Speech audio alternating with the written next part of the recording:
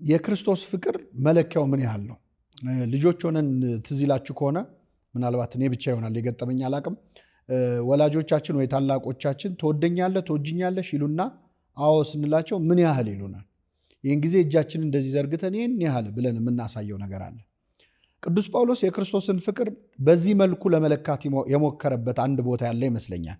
የሐዋርያው የቅዱስ ጳውሎስ መልእክት ወደ ኤፌሶን ሰዎች ምዕራፍ 3 ከቁጥር 18 ላይ ከቅዱሳን ሁሉ ጋር ይልና ስፋቱና ርዝመቱ ከፍታውም ጥልቀቱም ምን ያህል መሆኑን ለማስተዋል ከመታወቅም የሚያልፈውን የክርስቶስን ፍቅር ለማወቅ ትበረቱ ዘንድ ይላል። ቅዱስ ጳውሎስ የክርስቶስ ፍቅር አንደኛ ከመታወቅ የሚያልፍ ነው አለ። ከአይምሮ በላይ ነው፣ ለማሰብ ራሱ የሚከብድ ነው የክርስቶስ ፍቅር አለ። ሁለተኛው ግን ከፍታውና ስፋቱና ርዝመቱ ከፍታውና ጥልቀቱ አለ። የክርስቶስ ፍቅር ስፋቱ ምን ያህል ነው?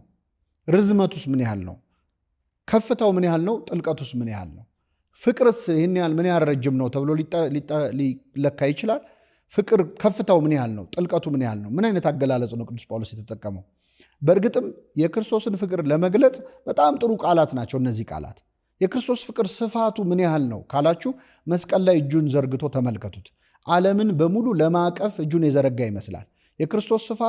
የክርስቶስ ፍቅር ስፋቱ የዓለምን ሁሉ ሕዝብ የማቀፍ ያህል በተዘረጋ እጅ ነው። የፍቅሩ ስፋት ያን ያህል ነው። ርዝመቱስ ካላችሁ ለዘላለም ነዋ፣ ዘላለማዊ ነው። ከዓለም አስቀድሞም ዓለም ከተፈጠረ ወዲህም ዓለም ካለፈ በኋላም የሚቀጥል ዘላለማዊ ፍቅር ነው። ታውቃላችሁ ፍቅር ቆይቶ ቆይቶ ያልቃል። የክርስቶስ ፍቅር ግን ርዝመት አለው።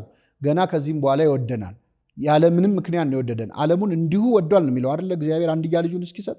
ልብ አድርጎ እኛ እንዲሁ የምንጠላቸው ሰዎች አሉ እኮ ያለ ምክንያት፣ ኮንዲሽናል ባልሆነ ምክንያት ባልሆነ ሪዝን የምንጠላቸው ሰዎች አሉ። እግዚአብሔር ግን እንዲሁ ነው የወደደን።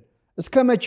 ርዝመት ያለው ነው የክርስቶስ ፍቅር። ርዝመቱ ያን ያህል ነው። ቀጥሎ ምን አለ?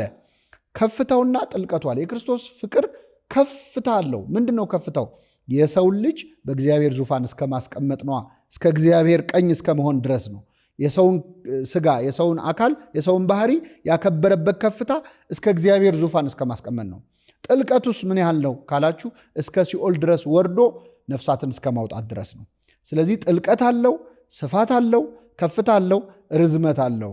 ይህንን አለካክ ስታዩት ምን ይሰራል? መስቀል ነው የሚሰራው። ከፍታ አለው፣ ጥልቀት አለው፣ ስፋት አለው። በዚህ የምናየው መስቀሉን ነው። ስለዚህ የመስቀሉን ምልክት እንደ ቀስት ቁጠሩት። የክርስቶስን ከፍ ያለ እስከ ሰማይ ዙፋን ድረስ ሰውን ማስቀመጥ ፍቅር አሳይቶናል። እስከ ማስቀመጥ እስከ ሲኦል ወርዶ ነፃ እስከ ማውጣት አሳይቶናል። በተዘረጋ እጆች ደግሞ ለሁሉ ሰፊ የሆነ ፍቅር አሳይቶናል። እና ቅዱስ ጳውሎስ በመስቀል ቅርጽ ሊታይ የሚችል ቃል ነው የተናገረው። ከመታወቅ የሚያልፈውን የክርስቶስን ፍቅር ለማወቅ ትበረቱ ዘንድ በአብ ፊት እንበረከካለሁ ብሏል። ቅዱስ ጳውሎስ ስለኛ በእግዚአብሔር ፊት እየጸለየ ነው ይህ ፍቅር እንዲገባን ማለት ነው። እግዚአብሔር ፍቅሩን በልባችን ይሳልብን።